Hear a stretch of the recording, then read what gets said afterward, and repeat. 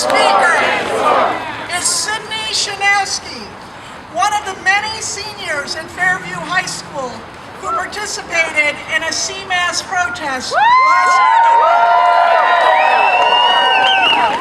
For 2 days, Sydney and her classmates refused to take the standardized tests and instead stood outside their school in the snow and the freezing cold to let everyone know they are more than a score. They organized, they planned, they executed with passion and precision. And I'm convinced that all of the testing bills they're discussing in this building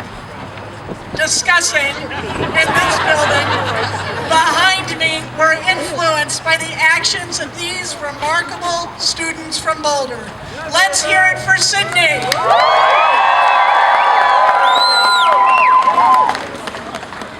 Hello, my name is Chinowsky. I took my first standardized test in 3rd grade.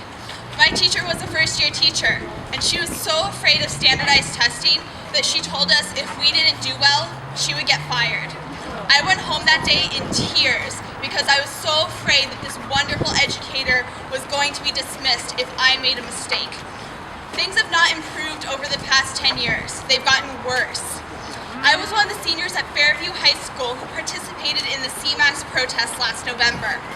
We refused to take the test under the Colorado measure of academic success. Instead, we chose to gather outside our school to voice our displeasure with more state standardized testing for high school seniors. We also used this time to hold 2 successful community fundraisers. We did a canned food drive for Community Food Share and a school supplies drive for the Family Learning Center. And as cold as it is today, when we did our protest in November, there was about 2 feet of snow and it was 7 degrees outside. It was cold.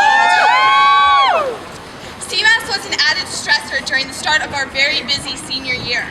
My classmates and I are taking numerous high-stakes tests, such as the ACT, SAT, SAT subject tests, as well as advanced placement and international baccalaureate exams, which have the potential to give us college credit. We are also applying to college, participating in extracurricular activities, and taking demanding classes.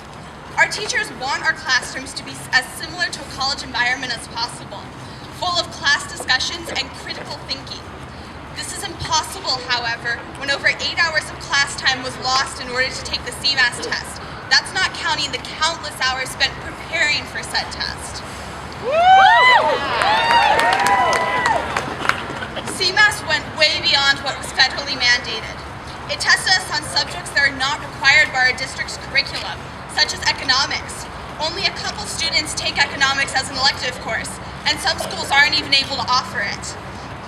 CMAS also covers subjects such as biology that many seniors have not taken in over 3 years. When I took a CMAS practice test, one of the questions was on the order of components of the citric acid cycle. Now, the important things I remember from freshman biology are topics I can carry through the rest of my science education, such as how to properly construct a lab report and the importance of uncertainty when analyzing data, not the components of the citric acid cycle. So teachers are forced to make a choice. Do they ignore the standardized tests in favor of continuing to teach the class curriculum? Or do they sacrifice class time in order to reteach material from freshman year? AP and IB exams cost $90 to $300 per test. And that is money wasted if we never learn the material that will appear on those tests. It is not fair to judge our school or the rate of effectiveness of our teachers by testing us on material we are not currently learning in class or perhaps haven't ever learned. We further believe it is unwise to deprive our school of class time and funding for excessive standardized testing. Colorado is sending tens of millions of dollars to testing companies like Pearson that our school could instead use this money to buy more books and materials, improve classroom technology, reintroduce art and music programs, and most importantly, to hire quality educators. Finally,